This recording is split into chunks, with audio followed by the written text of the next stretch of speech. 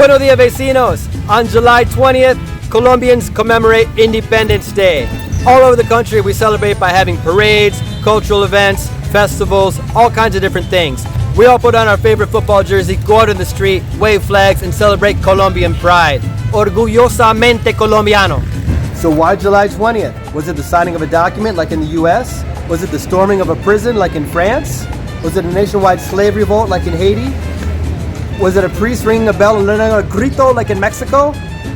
Today I'm going to tell you the story of how an arrogant Spaniard and a flower vase sparked a revolution that eventually brought about the free and independent nation of Gran Colombia.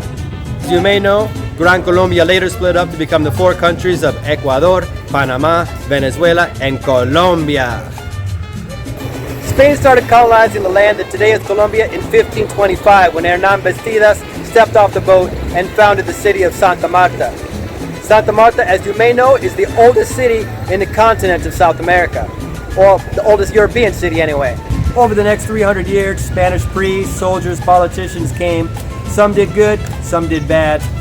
By the 1700s, Spain was everywhere, but not everybody was happy. There were a whole host of problems.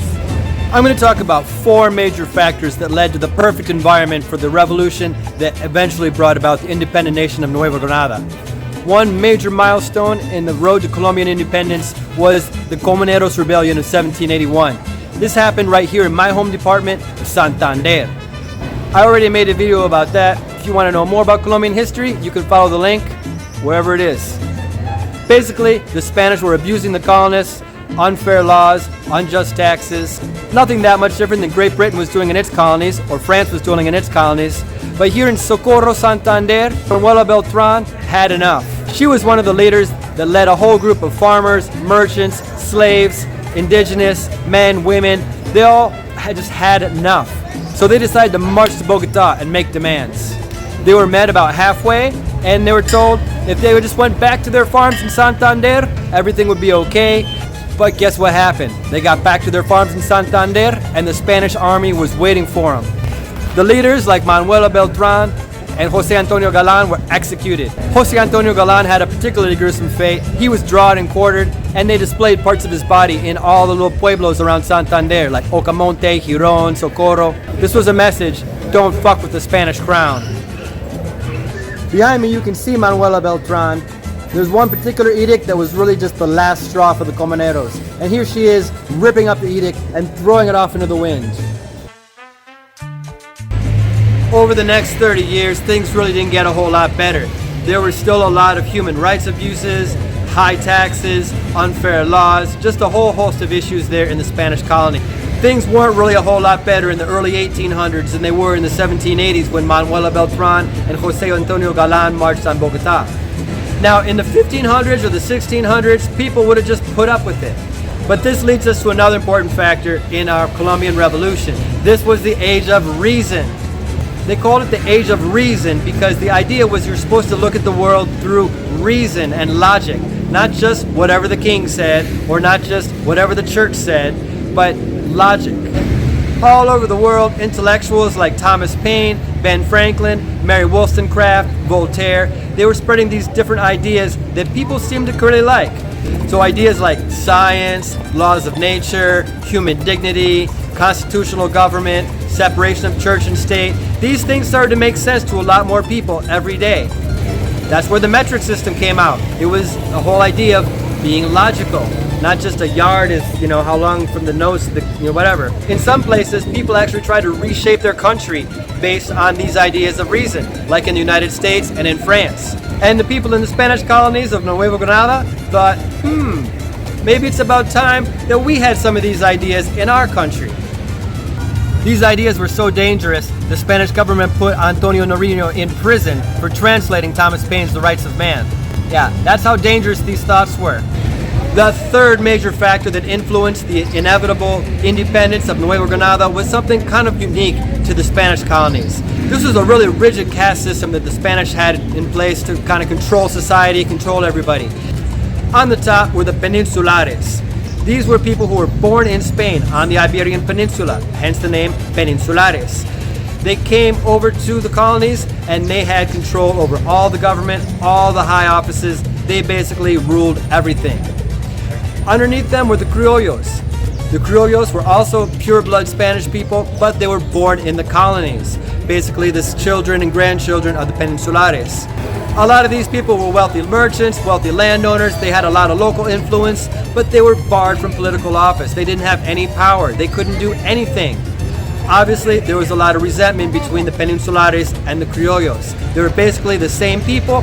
Some were born in Spain, others were born here in Colombia, o sea, Nueva Granada. There were other castes too, mestizos, mulattoes, slaves, indígenas, but basically the biggest conflict was between the criollos and the peninsulares. And they called the peninsulares chapetones. The final factor that made for the perfect environment for a revolution was Napoleon. As you might know, at this time Napoleon was marching all over Europe, taking over as many countries as he could. He actually tricked the King of Spain into letting him go through his territory. Supposedly, the French were just going to march through Spain on the way to Portugal, conquer Portugal, and then split the riches between Spain and France. That's not what happened though. The French troops came into Spain and they just occupied the place. Napoleon forced Charles IV, the King of Spain, to abdicate and put his son, Fernando VII, on the throne. Then Napoleon made Fernando VII step down, and he put his brother Joseph on the throne. And all this happened in a period of about 7 months. It was really quick, really chaotic. Spain was in total anarchy. Some people wanted to embrace their new French overlords. Some people wanted to remain loyal to the King of Spain. Other people were just looters. And everybody was shooting each other because nobody knew who was who. It was pretty fucked up. If you're an art history student, you're probably familiar with Goya. Goya made a lot of paintings about this very sad chapter in Spanish history. Over in the Western Hemisphere, the Spanish colonies were already pissed off and they thought, Spain's in anarchy, it's a perfect time to stage a revolution. So the colonists wanted to govern themselves, but they wanted to do it the legal way. Spain at the time was very bureaucratic. At that time, everything in the colonies went through Madrid. Nueva Granada could not have commerce with Mexico. Mexico could not have commerce with Peru. Peru could not have commerce with Nueva Granada. Everything had to go straight through Madrid. If you were in Bogota and you wanted to send a letter to somebody in Lima, it went to Spain first and then to Lima. I know, kind of messed up. That's the bureaucratic way that the Spanish crown operated at the time. That was another one of their grievances. Well, the colonists didn't want to piss off the king. They wanted to do things the legal way, which wasn't easy because Spain was very bureaucratic. However, according to Spanish law, colonies could set up a temporary Junta Gobierno.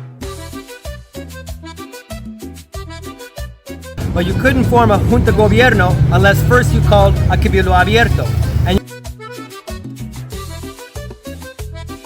And you couldn't call for a Cabildo Abierto unless it was a time of social unrest or extreme crisis. So it was like a multi-step process. Confused? Yeah, I don't blame you. And this was how they wanted to do it. And the idea was to create a public crisis, call it Cabildo Abierto, form a Junta de Gobierno. And that's what they did. So a lot of the people that would later go on to become Colombia's founding fathers met in secret in July of 1810 at the Astronomical Observatory in Bogota. The Astronomical Observatory is still there. It's over by the Casa de Nariño. You can take a tour of it. I think the price of admission is less than 20 lucas. So these were people like Antonio Morales Galaviz, Francisco José de Caldas, Camilo Torres Tenorio. A lot of people think Antonio Nariño was there, but Antonio Nariño was actually still in prison. Remember, he translated Thomas Paine's The Rights of Man into Spanish, but people were thinking about him, obviously. And this is where they hatched the plan. What was the plan? The plan was to start a riot outside the miscellany shop of José González Llorente. They chose Llorente for 2 reasons. One, it was always busy. From what I understand, it had a lot of really nice, fine stuff, great imports from Europe. Everybody liked to go there and shop. And it was right on the main street, Calle Real. The building is still there where his shop used to be. Today it's a museum. This is where Plaza Bolivar is today. And 2, because Llorente was a peninsular, o sea, un chapetón. He was really arrogant and he already had a reputation for being kind of a dick. So the founding fathers knew that if the average passerby saw a fight between Llorente and anybody else, they would probably come out against Llorente because nobody really liked him. The plan was to send Luis de Rubio into Llorente's shop and ask to borrow something. Of course, Llorente would refuse. Luis would start a fight. Shouts would come to pushes, pushes would come to punches, and before you knew it, you would have a riot. And that's exactly what happened. They knew that Spain was sending an envoy. Antonio Villavicencio was on his way from Spain to calm things down. Spain sent Villavicencio because he was a Criollo too. He was born in Quito, so they thought he would not only be a good example because he still remained loyal to the Spanish crown. I think he was a captain in the army at the time. And he was a Criollo, so they thought he would be respected by the other Criollos and he would help to build bridges and calm things down, but not resort to violence. But nobody trusted Spain after what happened to the Comuneros 30 years before that. And this plan actually backfired. On Friday, July 20th, 1810, full market day. Everybody was in the streets because it was market day. Everybody was shopping. Llorente's shop was full. Luis de Rubio went into Llorente's shop and said, "Muy buenos días, espero que amanece bien. Qué pena su merced, ya sabe que hoy llega Antonio Villavicencio desde Madrid. Quisiera pedir un favor que nos preste ese florero tan bonito, tan hermoso para decorar la mesa para la cena para él esta noche, si sea tan amable." Of course, Llorente refused. I think his exact words were, "¿Cómo se te ocurre, hermano? De ninguna manera voy a prestar mi florero tan precioso, hermoso a un puto criollo para salvar la vida de otro maldito criollo. No seas pingo, mano. Así vos y su parcero lárguense de mi tienda ya o te pato a la jeta." Something like that. That was the gist of it. And they had other criollos strategically placed in the doorway and on the street to kind of work up the crowd. ¿Escuchaste lo que dijo? Otra vez Llorente va jodiendo, wey puta. And it didn't take long before insults turned into shouts, shouts turned into punches, punches turned into big shoved Molotov cocktails or whatever they had back then, and there was a full-scale riot on the town right on market day, right in the Plaza Real. Today, this is called the Plaza Bolivar. You can go down there and you can see there's a big plaza right there. People were like, "Abajo los chapetones, bajo el mal gobierno." And by the end of the day, they were calling for the viceroy to be taken down. For those of you who don't know what a viceroy is, just think of it like the governor. And they were calling for a cabildo abierto.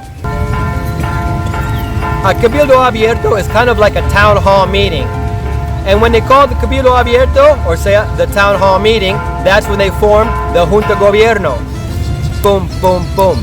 Everything was going according to plan on July 20th, 1810. Now, I think it's important to realize that at this Junta Gobierno, they really didn't actually declare independence from Spain. What they declared was that Nueva Granada was going to govern itself in the name of the King of Spain, who they considered Fernando VII. There was no way that anybody in Nueva Granada was going to take orders from Joseph Bonaparte, a Frenchman, on the Spanish throne. The first municipality in Colombia to actually declare full independence from Spain was Mompas a month later on August 6th. If you remember what I said before, this was the age of reason. Everything was about being logical. If you look at the U.S. Declaration of Independence, which was signed after the Revolutionary War had already been going on for over a year, it's a very logical document. There's an introduction, and it says, this is what Great Britain did that we don't like. This is how we got you to change. We asked you nice. This was your response, which was not changing. And this is why we don't think we can be part of England anymore. Very logical. Boom, boom, boom, boom, boom. That's why they call it the Age of Reason. And that's what our founding fathers here in Colombia also wanted to do too.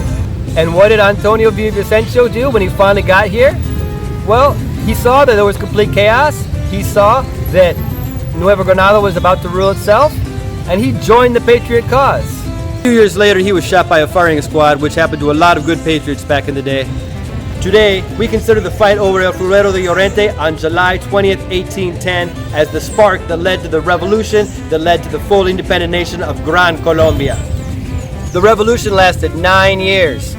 Probably it lasted that long because for the first few years, Colombians were fighting amongst themselves.